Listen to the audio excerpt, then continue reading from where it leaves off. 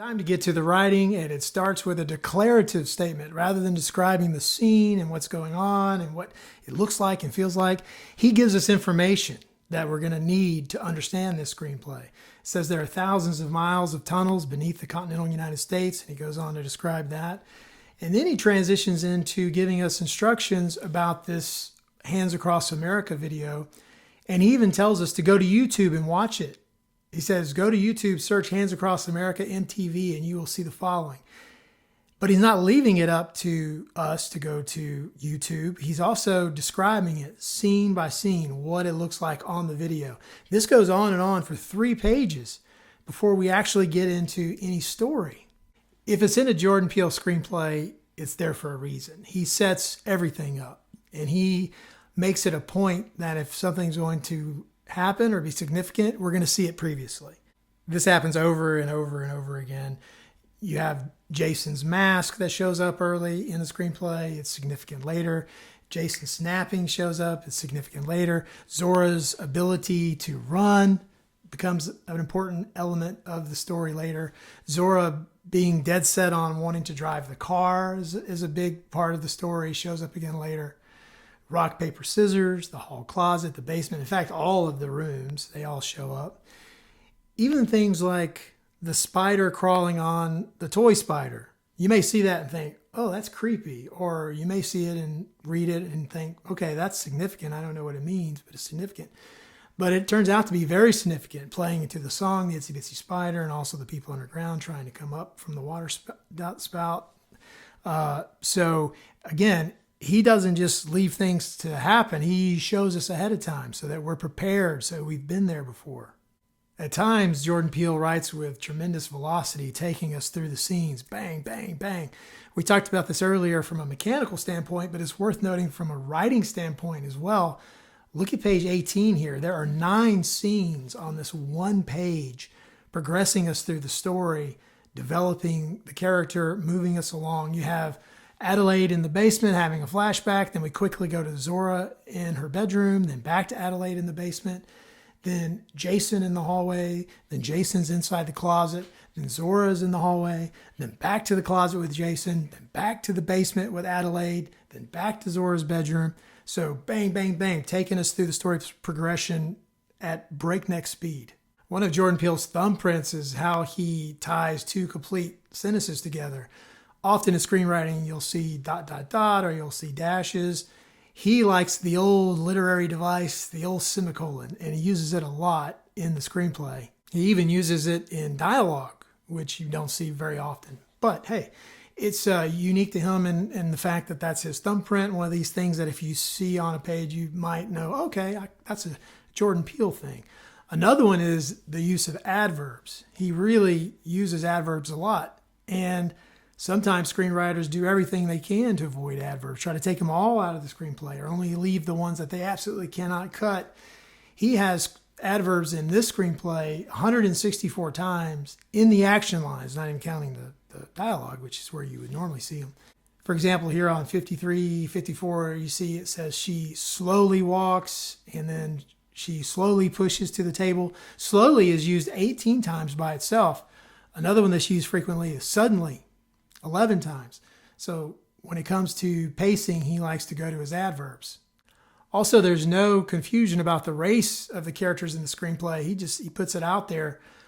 Like on page 25, he describes these 4 characters as Caucasian, each one of them individually, not just as a whole. Also on page 9, when we meet our main family, the 4 characters, each one is described as African American. And this is important to this story and to Jordan Peele. When this film came out 6 years ago, it was praised for having an all African American cast and not be a film that's about race. I remember thinking that myself. And some would say we've come a long way in the last 6 years. Others would say we have a long, long way to go. And the truth is both. I believe we have come a long way and we still have a long way to go. But I also think this film may have had something to do with it because you're starting to see more and more characters portraying what Jordan Peele wants to portray. He wants to tell the story and demonstrate the authentic representation of the Black experience without the stereotypes. And this is particularly important in horror where lazy stereotypes have been employed for years and years, but you're starting to see less and less of that today. And isn't that a good thing? There's a strong sense of place in this screenplay. He does a tremendous job of helping us picture the set pieces and how they feel and how they look. And in fact, when we get to the Wilson Bay house, he uses 8 different rooms and puts us in those rooms so that we can get the feel and the vibe of it. And the reason he does that is so when something important happens in that room later, we know exactly where we are. We know the vibe of the room. We've been there before. Here's an example on page 1819 where we learn about Zora's bedroom. It says, Adelaide passes the open door to Zora's room. She's pissed. Zora's laying on the bed with headphones on. She turns as her mother passes by. So gives us an idea of, I can picture it and I can get the feel of it, which is the most important thing because our writing should elicit feelings. When we get to the Tyler Bayside house on page 60, this is what I was talking to Curry about earlier. It is described in detail exactly how it appears in the film. It says here that it's brightly lit, that there's clean lines, elegant art. But the thing that I'm talking about most is this unique mezzanine, that landing that goes all the way around looking down into the living area. I was trying to figure out if he rewrote that to the house that they scouted out and selected for the film, or if they worked so hard to find a place. Curry points out the most obvious is that they probably just built it. So who knows? I'll look into that and see if we can figure that out. And obviously Jordan Peele is funny. I mean, if you have 10,000 hours of writing comedy under your belt, you're going to be funny. And it shows up throughout this screenplay and the film. One of the ones that stood out to me is on page 47 when the intruders, the bad family, is trying to get into the house and they're worried about them coming through the windows and all this. And they just come through the front door. But it's because they see the doorknob start to jiggle and they're like, they found the key. And Gabe says, what key? And Adelaide says, the hide a key. And Gabe says, hide a key? What kind of white shit? I think it's really funny. Another funny exchange is on page 73, 74 when Zora is trying to make a point that she needs to drive the car because Dad has a bum leg and I forget all her reasons, but she's trying to justify it. And also her final justification is that she has the most kills. And then they go into this back and forth conversation that's really funny. Zora says, I've got the highest kill count of the whole family. I'm driving. And Adelaide says, you don't have the highest kill count. And Zora says, I killed both twins. Adelaide says, wrong. I just killed the second one. And then Jason, the little brother, says, I killed Kitty. And then Gabe points around, counting. He lands on himself. He says, so that's 1, 1, 1, and 2. I killed 2. I killed myself and Josh. So in the heat of the moment, because it's been so intense, so serious, they're trying to figure out who has the most kills like it's a video game. To me, the funniest character is Gabe. He is super hilarious. And perhaps Jordan Peele most embodies this character. I don't know. To me, he does. This guy is the butt of most of the jokes. He's overconfident. He's the only one that keeps getting injured in fights, but he's determined to be the leader of the family and make all the decisions. And every time something does go his way, usually by accident, he puffs out his chest and beats on it. And here's an example of what it's like in the film. Now, I thought I already done told y'all to get off my property, okay? So if y'all want to get crazy, we can get crazy. Now, the cops are already on their way.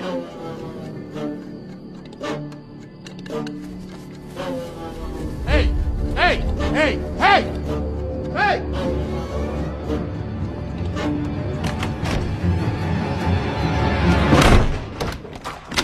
The interaction between Adelaide and Red, her doppelganger, is super funny. It plays off the normal conversation two mothers would be having if their children were having a play date.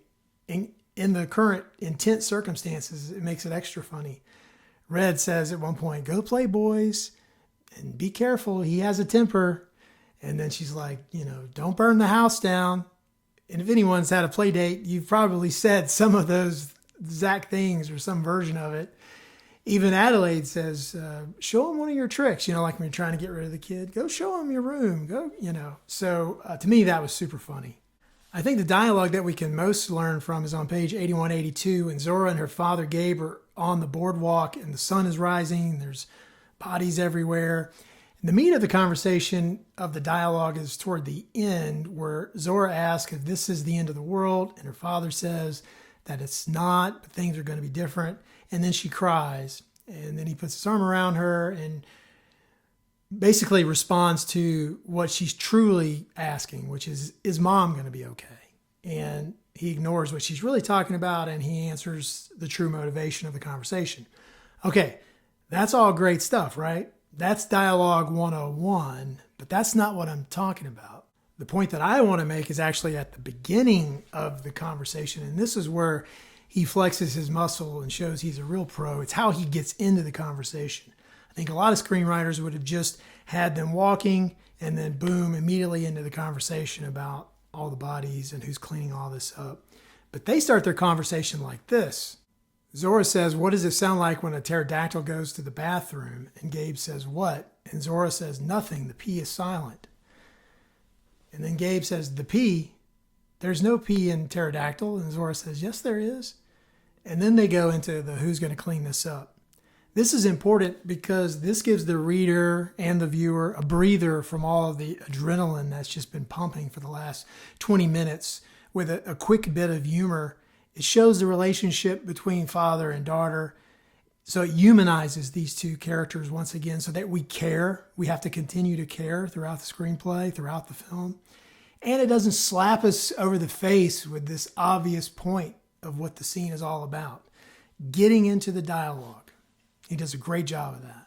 What we can learn from Jordan Peele's action lines is to simply have a voice. If you're a writer of screenplays, you have to have a voice. You have to find that voice over a lot of time of developing it so that it comes out of you naturally. You don't have to try so hard for it. And Jordan's voice is on full display in the screenplay. It's easy for me to hear because of thousands of hours that I've watched Key and Peele and seen him in interviews. Here's an example on 65. It says, Dahlia sits in front of a makeup mirror. She's lost like a Marilyn Monroe haze. She applies makeup to her crazy face like she's at the peak of a glamorous career. On page 77, it says they sit in shock. The trauma has left them almost numb. The scene looks like the aftermath of a very bad day at Disneyland. And if you've ever taken kids to Disney, you know exactly what that looks like. And now to the actual writing of the screenplay, and there is some very good writing in here. You could see why A24 was like, yeah, okay, this guy is very talented. He has all these shorts that have gotten a lot of buzz, and this screenplay is excellent. So let's give it a roll. Let's see how it goes. Ari Aster uses a lot of side comments and quotes in his action lines to clarify the thoughts. If you follow what I just said there, you'll know exactly what I'm talking about. He'll clarify a look or a movement, and he wants to make sure there's no confusion about what's going on the page. Here's some examples of what I'm talking about. Page 13, they're in the classroom, and the classroom erupts with excitement. And then we have in the action line a quote, "Oh my God, did you see that?"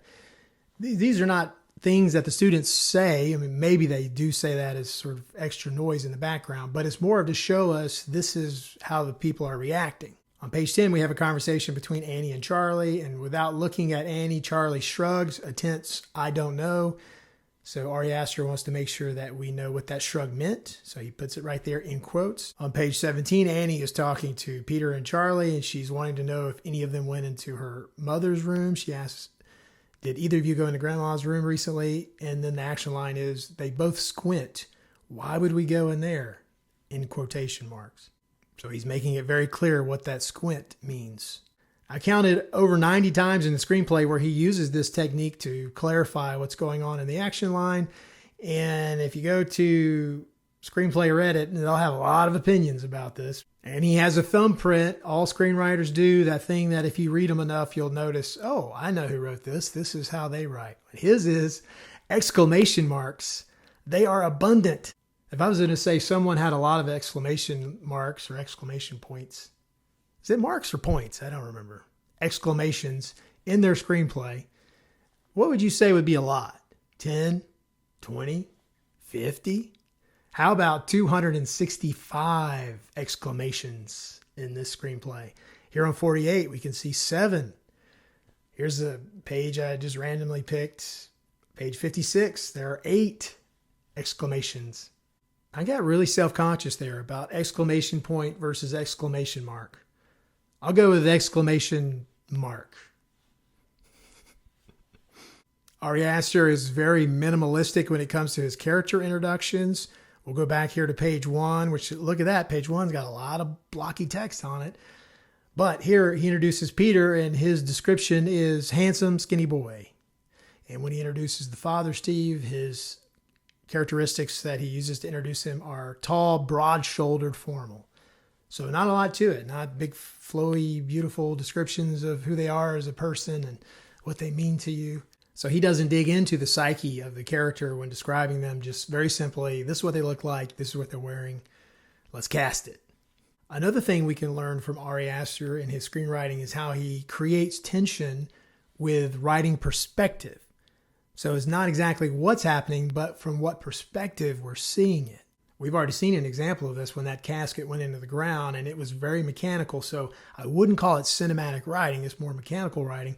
But using that perspective, we're going to go into the ground with the coffin, and soon everything's going to be dark, is visual in our heads. And like, wow, I can picture that. Here's another example I'd like to share with you on page 16 and 17. And again, think about what we're studying here is not how to create tension with what's happening in the scene. I mean, you have to do that automatically, but how we're using POV and perspective to create even more tension. We pick it up. Annie steps out into the hall and walks past the doorway. A moment later, we hear her footsteps freeze. So this tells us by hearing her footsteps, we stayed back. We're not there. We're still in the room. We, the viewer. She soon returns into view, now looking very unsettled, and she stares past us into the room. So you can clearly visualize this. She left, footsteps stopped. She came back. She's looking at us or past us over our shoulder. And then it goes on to Annie's POV, and it literally says, Annie's POV. And the room is mostly empty, save for the bed, stripped of sheets, a bookshelf, various framed photos featuring members of the family. One photo, a portrait of Annie and her mother standing side by side. There's also a large triangle pointed northwest that has been carved violently into the floorboards. So now when we have Annie's POV, and this is one of those larger paragraphs setting things up, it's saying, look at this room. It's pretty casual. You've got this and that and that. And then, oh yeah, there's also this weird thing carved in the floor. Obviously, you could craft this scene many different ways. The easiest way, the lowest hanging fruit, is just to be with Annie the whole time. Annie's, from her perspective, in the hallway. She's looking into the room. You would probably take away the footsteps because that's just a vehicle to show this perspective. She's just in the hallway hanging out, and she looks into the room. Tight shot of the floor. I mean, maybe even look at some things to establish how normal the room is. But it gets the job done, but doesn't get the heart going. Especially when you're writing horror, got to get the heart going. Another thing worth pointing out is that this screenplay is written specifically to the collaborators, the producers, the people who are working with him to make this film.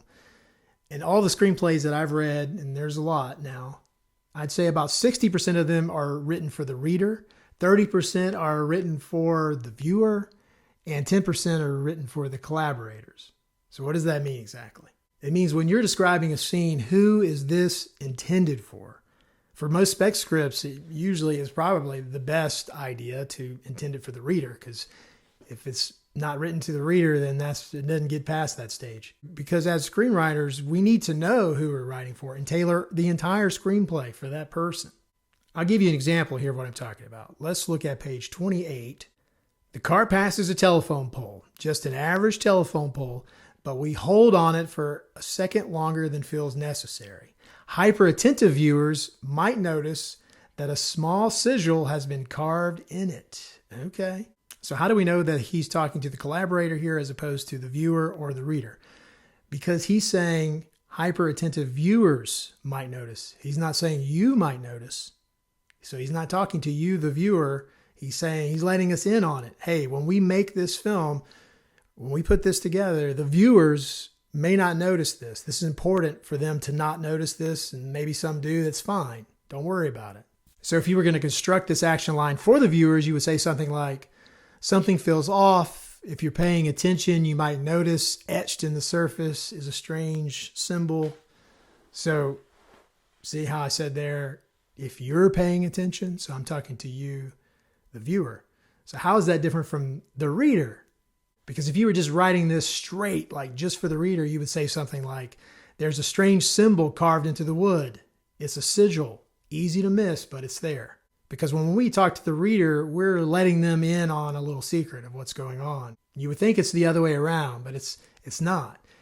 The viewer is the coveted prize. They're the person we want to trick, the person we want to not know things or know things. The reader, we're letting them in on the secret of what's going on because they're going with us on this journey of the story. But the collaborator now we're building the Lego castle together, and you need to know everything about this. Did that make sense? Of course it did. All right, let's talk about dialogue. Aster uses this emotional realism, this thematic layering. It's emotionally raw. It's uncomfortable. People don't just say what they mean. They never say what they mean until they do. Aster keeps his characters grounded. They always stay in the emotional reality of the scene. There's no show-off writing with dialogue. There's no cool one-liners or trying to be funny or cute. It is true to what is going on. Page 58, this is the golden calf of the screenplay as far as dialogue is concerned. This is the monologue where Annie goes off on Peter. This is where she would have earned her Oscar nomination in 2025. It's amazing writing. It's a beautiful performance. And here it is. Don't you swear at me, you little shit! Don't you ever raise your voice at me! I am your mother! Do you understand? All I do is worry and slave and defend you. And all I get back is that fucking face on your face. So full of disdain and resentment and always so annoyed. Well, now your sister is dead. And I know you miss her. And I know it was an accident, and I know you're in pain, and I wish I could take that away for you. I wish I could shield you from the knowledge that you did what you did, but your sister is dead. She's gone forever. And what a waste. If it could have maybe brought us together or something. If you could have just said, I'm sorry, or faced up to what happened. Maybe then we could do something with this, but you can't take responsibility for anything. So now I can't accept, and I can't forgive. Because nobody admits anything they've done.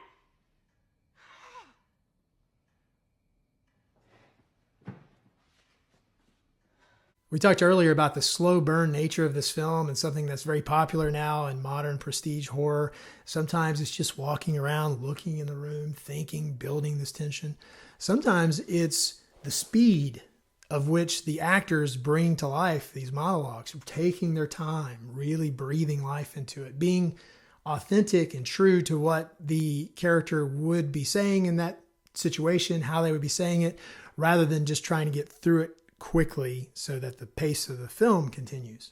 Okay, so there's a great example of that here on page 21-22. This is Colette doing some more heavy lifting. So look at the words here on the page and how much space they take up, and imagine in your mind how long you think this would take.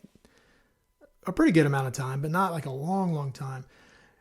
I want you to watch this scene and see how she delivers these lines, and it's important as a screenwriter to think about these things as you're writing your screenplays.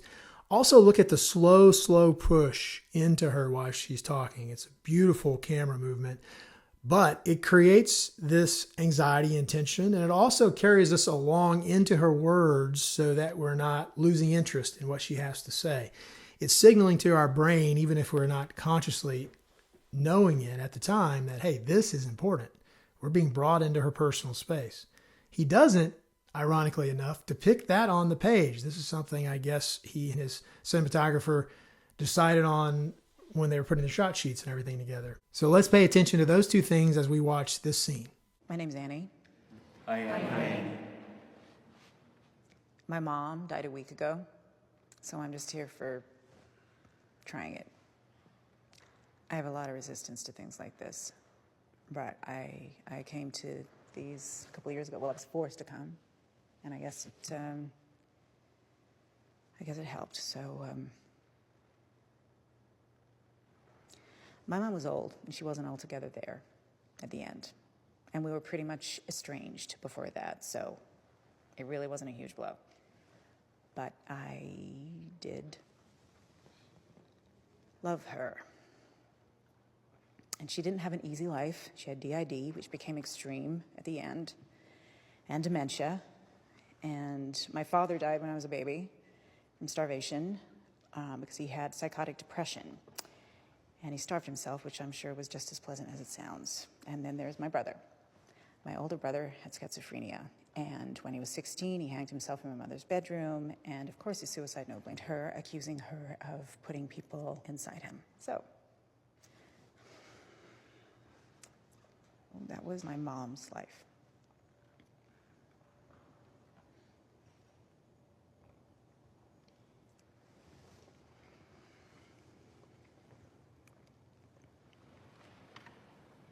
And then she lived in our house at the end before hospice. We weren't even talking before that. I mean, we were, and then we weren't, and then we were. She's completely manipulative until my husband finally enforced a no-contact rule, which lasted until I got pregnant with my daughter. I didn't let her anywhere near me when I had my son, which is why I gave her my daughter, who she immediately stabbed her hooks into. And I felt guilty again. When she got sick, not that she was really even my mom at the end, and not that she would ever feel guilty about anything. Also, at times, he puts in a lot of effort in describing the scene so that we can all visualize it very carefully. Page 97 is a good example of this. This is when Annie goes back into Joan's apartment.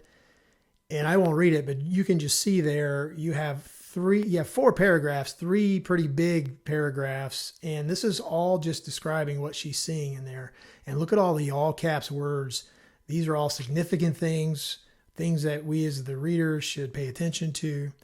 So this screenplay speeds up, it slows down. Let's talk about the writing, the words on the page. I wanted to first point out just how dense this text is. Look, for example, on page 127, a tremendous amount of words on the page here. Thick paragraphs, lots of black. And this is not just the most thick page in the screenplay. It is like this throughout. Here's another example. Look at page 41 to give you an idea. A lot of words, a lot of information. She's not afraid to really get in there and describe something in a very thorough way. There's also very little dialogue actually relative to the action lines. And if you had a screenplay, if I told you there's a screenplay with really thick text, so it's not like a lot of spaces, and there was very little dialogue, you would think, okay, well, this probably is an average size screenplay, maybe a little smaller. No, this is 145 pages. It's on the larger end of screenplays. There's one section of text going from page 21 to page 34. It's 13 pages with no dialogue, just thick text going through there. 219 scenes in this screenplay. And she has sort of like a speed dial as she writes. She can turn it up, turn it down. There are these slow flowing, descriptive, thick text, and then it gets quick. In fact, she gets so quick at times that she doesn't even use verbs. She just names things. And it is very effective. Look at page 7-8, and I highlighted some of this here. A white sink, the neon lights, the sound of a toilet, greasy fingers, thick, sweaty nape of a neck. So these are all objects. No action verbs there, but you know exactly what she's describing. And she doesn't do it all the time, but she'll get into these passages where she'll do it and she'll name 3 or 4 things. And then she'll go down a little bit more. She'll do 3 or 4 more. Gives you a flavor of what's going on. It sets the scene. Here's another example on page 72. Her dazzling smile, her firm breast, her slender thighs, her suggestive hip, her abs tightening. Well, that's kind of a verb. Her gnarled, deformed fingers. So she gave all those objects possession, her possession. And look at page 66. The withered skin, the protruding and swollen veins, the deformed knuckles, the stranded empty vial, the insistent ringing tone, her bright dazzling smile. So she'll have some paragraphs where she describes her smile with 4 sentences.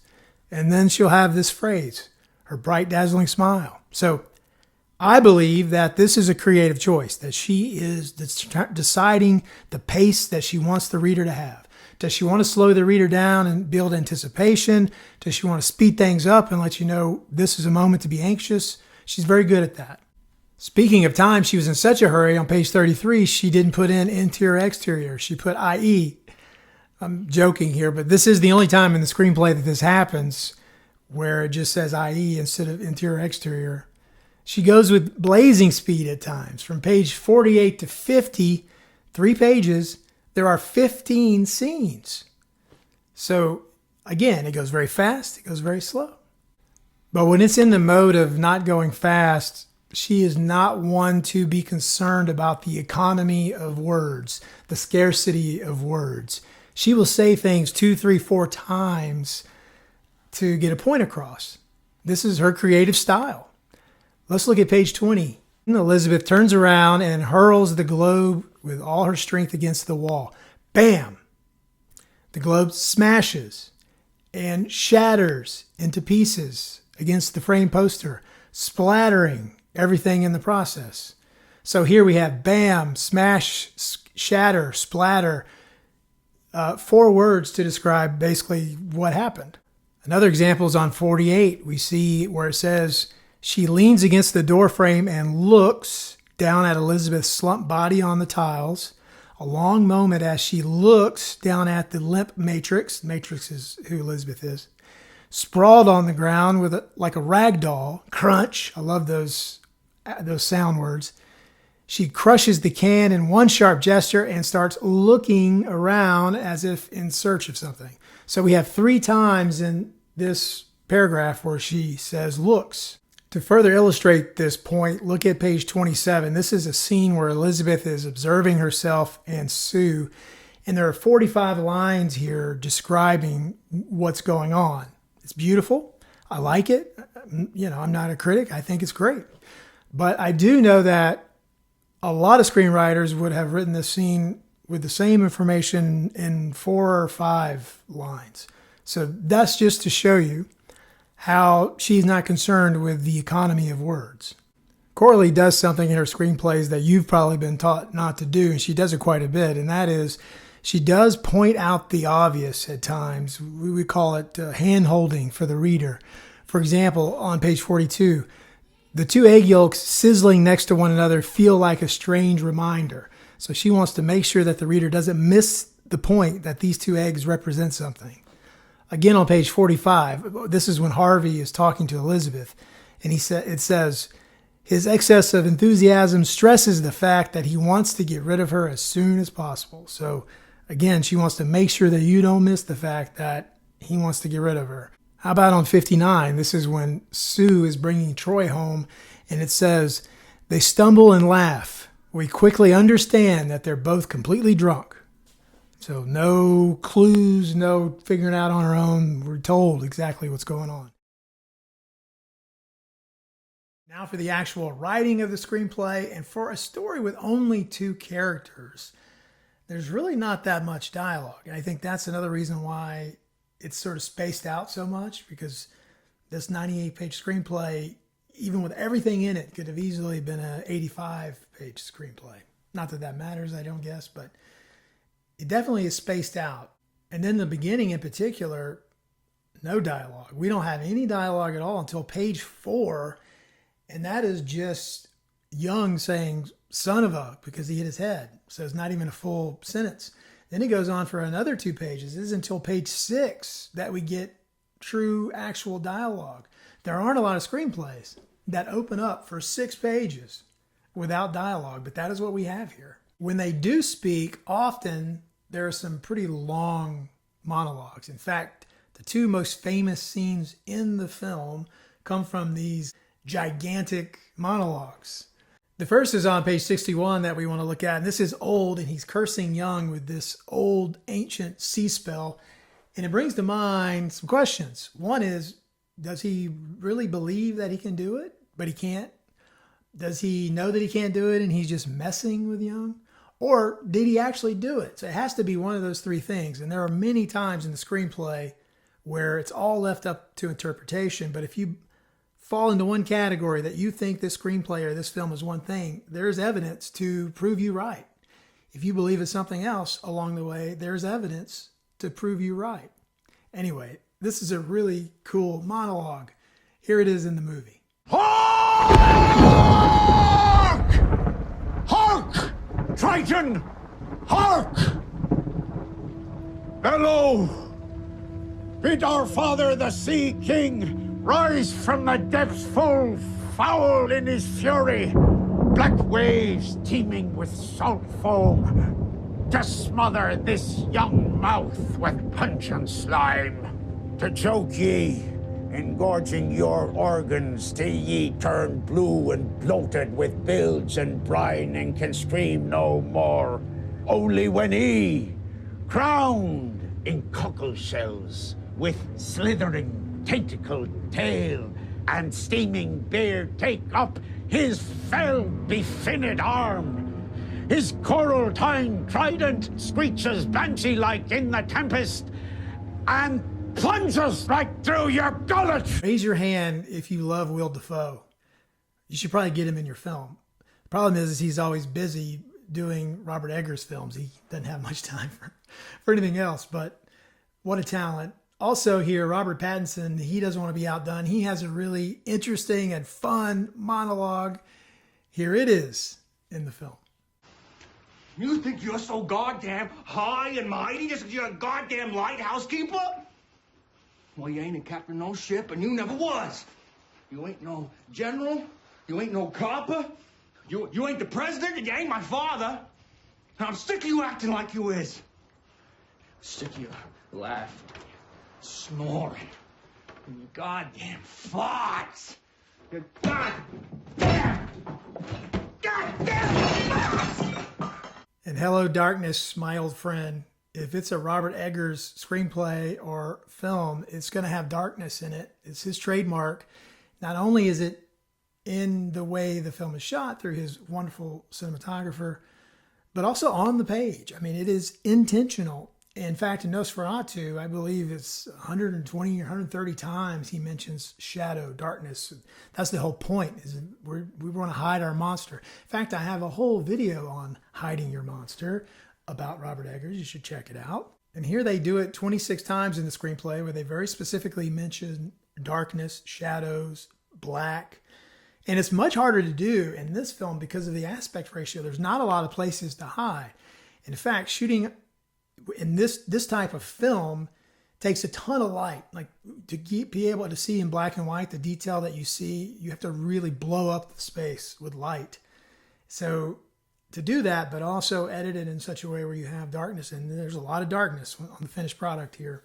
It's a little tricky, but again, this is the signature Eggers where we have darkness in the screenplay. I love it. I love to see it.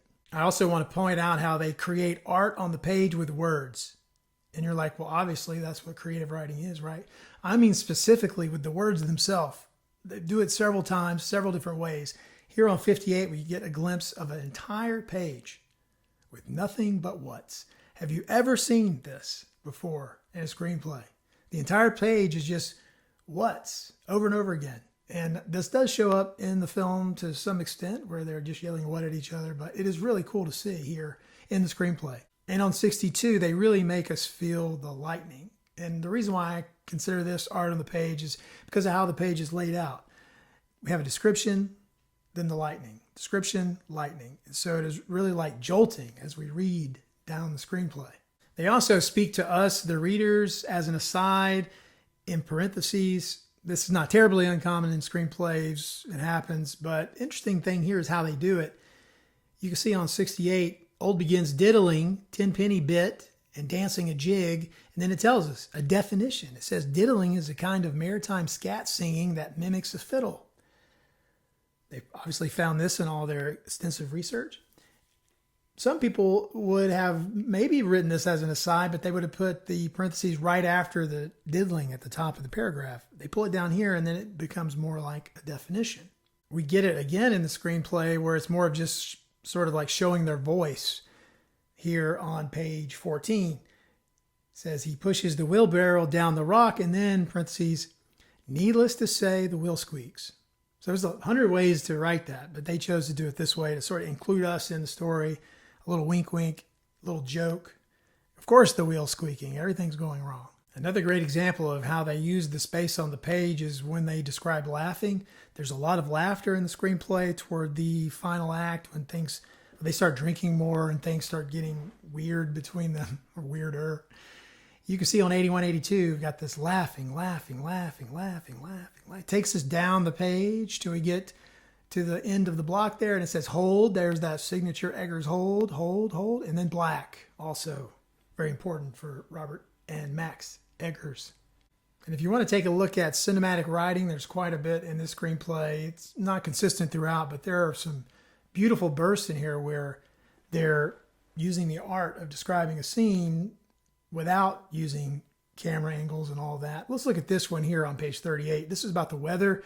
When the weather turns, either because it just did or because young was cursed by old. These, again, you can decide. It makes sense either way.